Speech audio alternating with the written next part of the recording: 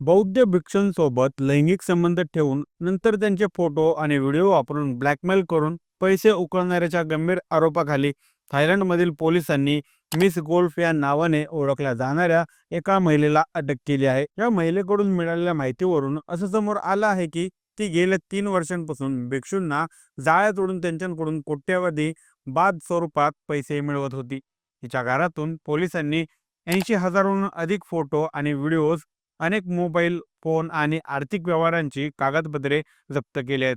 या माध्यमातून ती भिक्षूंना धमकावत होती. या प्रकरणामुळे थायलंडमधील बौद्ध धर्मसंस्था मोठ्या अडचणीत आले असून सरकारकडून आणि संघ परिषदेच्या वतीने चौकशीसह सुधारणा करण्याच्या हालचाली सुरू केल्या आहेत.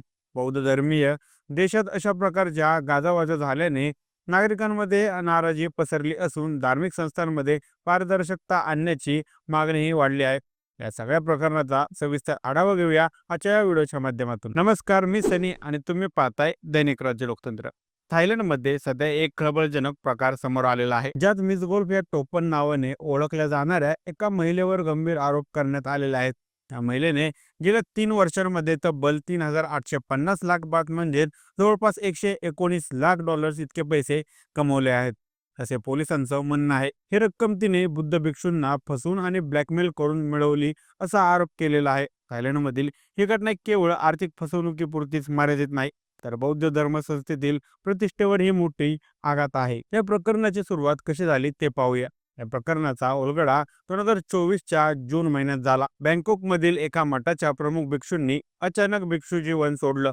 तपासात असं समोर आलं की मिस गोल्फ या महिलेने त्यांच्यासोबत लैंगिक संबंध ठेवले आणि नंतर त्यांच्याकडून जबरदस्तीने पैसे उकळले. महिलेने या भिक्षूला सांगितले की ती गर्भवती आहे आणि तिला मूल वाढवण्यासाठी 70 लाख बात लागतील. ही रक्कम भिक्षूंकडून उकळल्यानंतर पोलिसांना संशय आला आणि त्यांनी सखोल चौकशी सुरू केली. आता यामध्ये पोलिसांचा तपास आणि खुलासे काय आलेले आहेत ते पाहूया. तर तपास उघडकीस झाला की मिस गोल्फ केवळ एकच भिक्षूला नाही, तर 9 भिक्षूंना अशाच पद्धतीने जाळ्यात ओढत होती.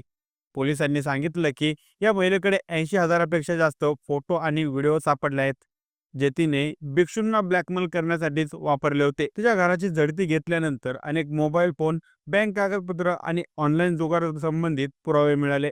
या सगळ्या प्रकरणातून तिने कोट्यवधी बाद मिळवले आणि त्यातला काही भाग ऑनलाईन जुगारासाठी वापरला गेला, असंही तपासात आता समोर आलेलं आहे. पोलिसांनी मोडस ऑपरेंड म्हणजेच गुन्हा करण्याची खास पद्धत म्हणून या केसची नोंद केलेली आहे.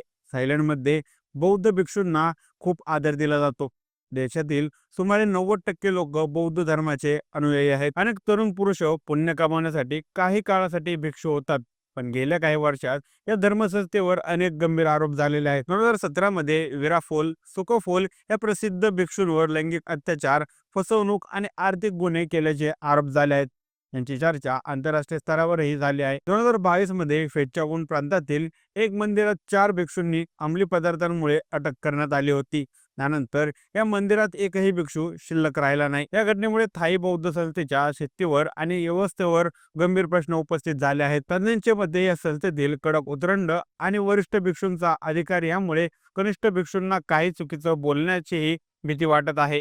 त्यामुळे अंतर्गत सुधारणा होण्याची गरज असल्याचं मत व्यक्त केले जात आहे. या प्रकरणाच्या पार्श्वभूमीवर थायलंडच्या संघ सर्वोच्च परिषदेने एक विशेष समिती स्थापन करण्याची घोषणा केली आहे. ही समिती भिक्षूंच्या वर्तन आणि शिस्तीचा आढावा घेणार आहे. याशिवाय धार्मिक आचारसंहितेचे उल्लंघन करणाऱ्या भिक्षूंना दंड किंवा अटक अशा कठोर शिक्षांचाही विचार केला जात आहे. थायलंडचे राजा विजिरालोंगकोर्न यांनी या घटनेचा तीव्र निषेध केला असून त्यांनी 81 भिक्षूंना दिलेली पदवी आणि राजाश्रय मागे घेण्याची घोषणा केली आहे.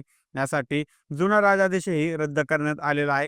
राजाने सांगितलं की या प्रकरणामुळे बौद्ध अनुयायांच्या भावना दुखावल्या असून धर्माची प्रतिष्ठा टिकवण्यासाठी कठोर पावलं उचलणं जाणं गरजेचं आहे. मिस गोल्फ या महिलेला अटक करण्यात आली असून तिच्यावर आर्थिक फसवणूक, खंडणी, धमकी देणं आणि चोरीचा माल स्वीकारणे असे गंभीर आरोप ठेवण्यात आलेले आहेत. पोलिसांनी या प्रकरणावर विशेष हॉटलाईन सेवा सुरू केली आहे, ज्यावर नागरिकांनी भिक्षूंच्या गैरवर्तनाची तक्रार करू शकतात. तपास अधिक गतीने सुरू असून आणखी काही भिक्षूंनी या महिलेला पैसे दिल्याचे पुरावे सापडले आहेत. त्यामुळे भविष्यात या प्रकरणात आणखी नवे उलगडे होण्याची शक्यता आहे. आता मिस गोल्फ हे प्रकरण केवळ एक फसवणुकीचं प्रकरण नाही, तर बौद्ध धर्मसंस्थेतील वाढत्या भ्रष्टाचाराचा, शिस्तभंगाचा आणि नैतिक अंधसमजाचा एक नमुना आहे. त्यामुळे स्थायी जनतेत अस्वस्थता वाढली आहे. धर्म हा आदर्शाचा आणि नैतिकतेचा आधार असावा, पण जेव्हा याचा संस्थेत गैरप्रकार होतात, तेव्हा समाजातील श्रद्धा डळमळते. हे प्रकरण थायलंडसाठी एक इशारा आहे. धार्मिक स्थळ आणि त्यातील कार्यपद्धतीमध्ये पारदर्शकता आणि जबाबदारी आणणं आवश्यक आहे. ही घटना कुठल्याही समाजासाठी धडा देणारी आहे, की अंधश्रद्धेपेक्षा सजग नागरिकत्व अधिक महत्त्वाचं आहे. तर संपूर्ण प्रकरणाबाबत आता तुम्हाला काय वाटतं? आम्हाला कमेंट करून नक्की कळवा आणि जर दैनिक राज लोकतंत्र चॅनलवर नवीन असाल तर चॅनलला नक्की सबस्क्राईब करा. धन्यवाद.